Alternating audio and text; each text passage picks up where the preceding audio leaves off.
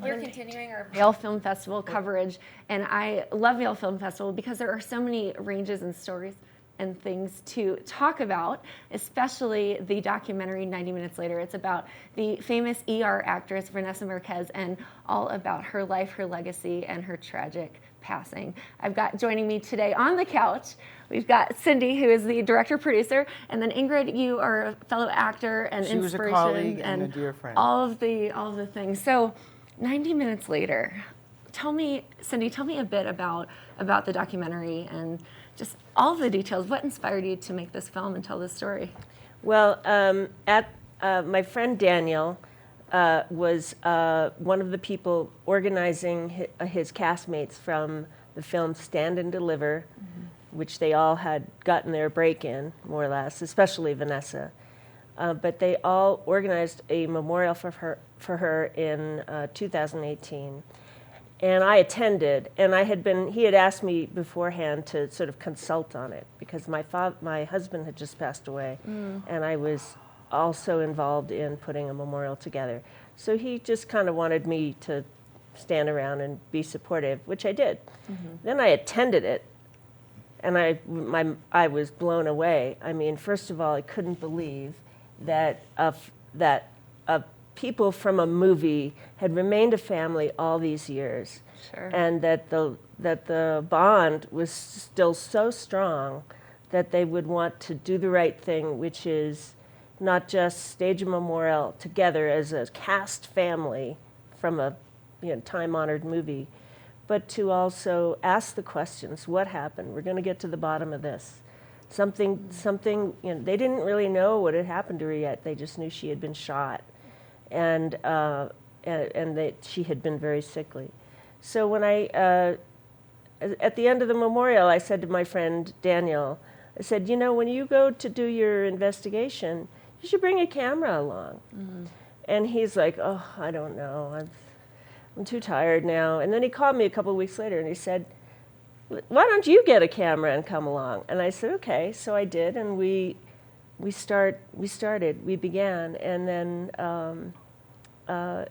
it's been 5 years, and now the film is done. That's amazing. Yeah, it's amazing, and it's such it's important. It's not only are you honoring Vanessa's legacy, but it's important to tell this story and to be able to ask the questions and know what's happening. And now, Ingrid, you met her on the cast of Stand and Deliver, or on the set of Stand and Deliver, and you remained a very good friend, and you were heavily featured in this documentary. So tell me a bit about Vanessa's life and just your relationship. I was in and out of her life more than I think any of the other cast members. I became a widow. I lost a child, and she was there for me. So much so that she taught me how to cook French cuisine. She really spent time with me. Then I remarried, and I became pregnant.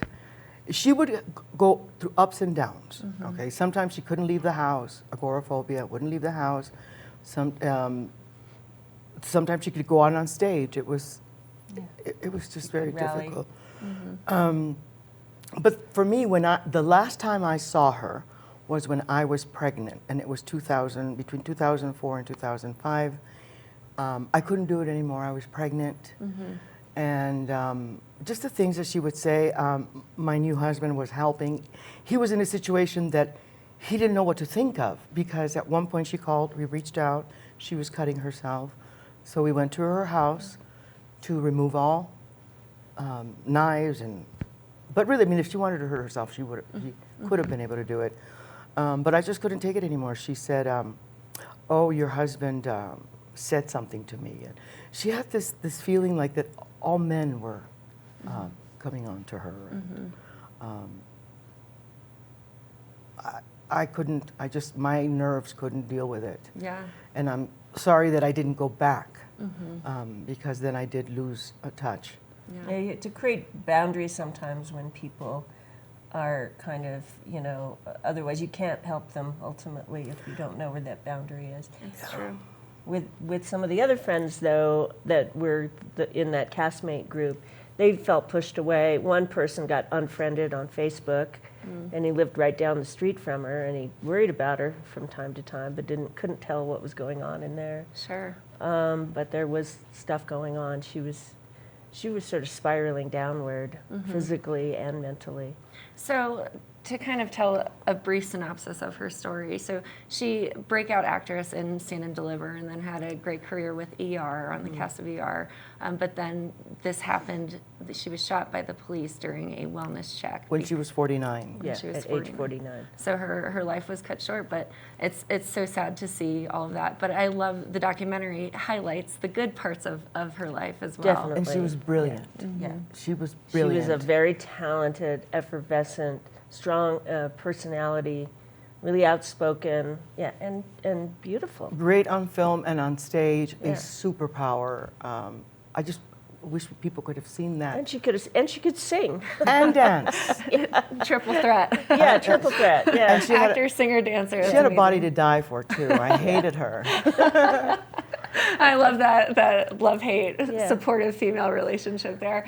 Now, in this film, you have some really unique coverage. So you obviously have talked to her friends, her family, cast members and whatnot, but you also have some of the true documentation from the police body footage. worn, Yeah. the body worn camera footage.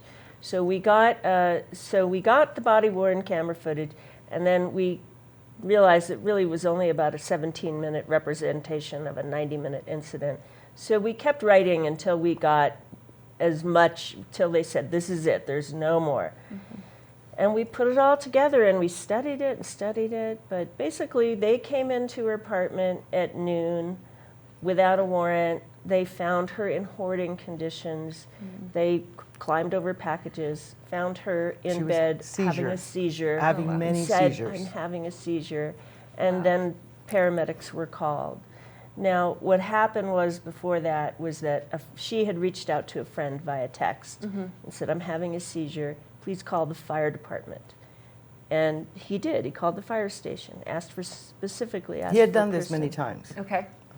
The fire department called the police and said, you go check it out. If it's a medical, we'll come. The police show up. They call the fire department. Fire department comes. So within 3 or 4 minutes, there is a room full of firemen and policemen, and they're all trying to figure out if she qualifies for a 5150. Okay. And apparently this had happened in the past. An hour and a half goes by, and they finally decide she is a 5150, which that's debatable, because she says at a certain point that she hadn't had anything to eat in a couple of days. Okay. This made her a 5150. Okay. I think other people call that a fast. Okay. But anyway, because she said that, they said, okay, 5150. We finally got the criteria, and they attempted to remove her. Well, they let her know, we're going to Yeah. take you. Okay. And she said, no, and she reached for something, It was, and then the cop flipped out. So within 4 minutes, she's dead. Wow. Wow. And at this time they call like a sharpshooter, and he comes right in. They train all below. They tell her to come out. She comes out holding her Star Wars toys Oh my goodness. and her little airsoft pistol, and they open fire on her. 19 shots. 19 shots. Wow. Two, Yeah. 2 hit her, 1 grazed her. Wow. Yeah. 80 pounds. Wow. And she is dead. And then the irony is they try to revive her. Wow. What a story to be It- told. I know. What? I didn't, oh my. Yeah, wow. you see in the thing Yeah. they're trying to administer CPR, but so that's what happened. But none of this was evident at the time. There was secrecy. There was no access to body camera footage. It was a full year They and a half. turned it off for 30 minutes. Wow. And when That's- they came back, they made the decision. They Wow. made the decision. Yeah. Well, not only is this film honoring her life, it's bringing to light important conversation that needs to be had. That's why Yeah. we're here. That's why, Yeah. we're telling people, please join us, engage. I know that my brother's on the spectrum, so I understand this. Yeah. And I want to help this cause. Yeah. But we're all in this together. Yeah. It's true. And I And think it's a growing spate of incidents It like is. this. It's It just is. I think- one. It's just this one happened to come to light because she She had Ingrid and Daniel and Patrick and Will Will, and yeah. me. And because But of most her people- background as, yeah. as a movie star. And a body of work. But Yeah. most people, most people don't. This happens all the time. Apparently, parents call for help and they get their kids killed. Yeah. Oh, I mean, I think there are several facets of this film that really are bringing light and encouragement, reaching out and staying in touch with your people and being persistent and all of that. And so I love that you mentioned that, you wish you had called more, but being I able should have gone back. to be an advocate for that now is important. And then also from a police safety measures, that's great to say, hey, listen, bring to light what's happening and holding accountability for everybody involved. Yeah. It's a heavy film, but I'm excited to see it. Yeah. Absolutely. Are you coming today? I would like to, absolutely. So tell us where it's playing. How Okay. can we view the film if we can't make it to the festival today? Okay, so the film is at today here at the Vail Film Festival at Chasing Rabbits at 1:30, and we'll have a Q&A afterwards. Great. And then beyond that, you should check our Facebook and Instagram pages. Oh my God, let me see if I can remember what they are. It's, I'm sure a Google search will help too. Okay, I think it's at 90 Minutes Later Film is Okay. Instagram. Great. And Twitter is at 90 minutes _ later.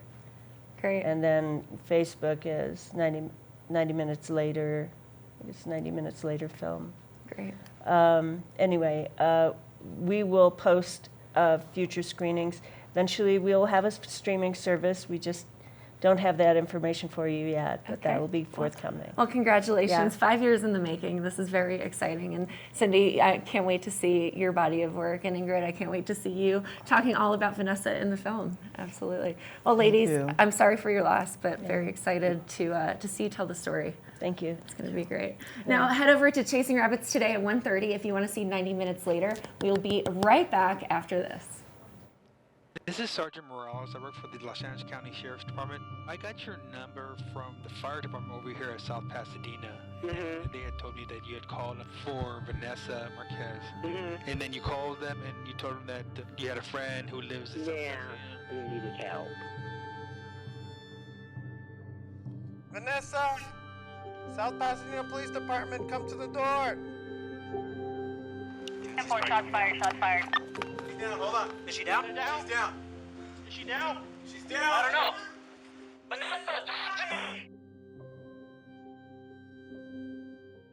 We've all been very close since the film, and we see each other all the time, so this is our first family member that we've lost. The camaraderie started on the set.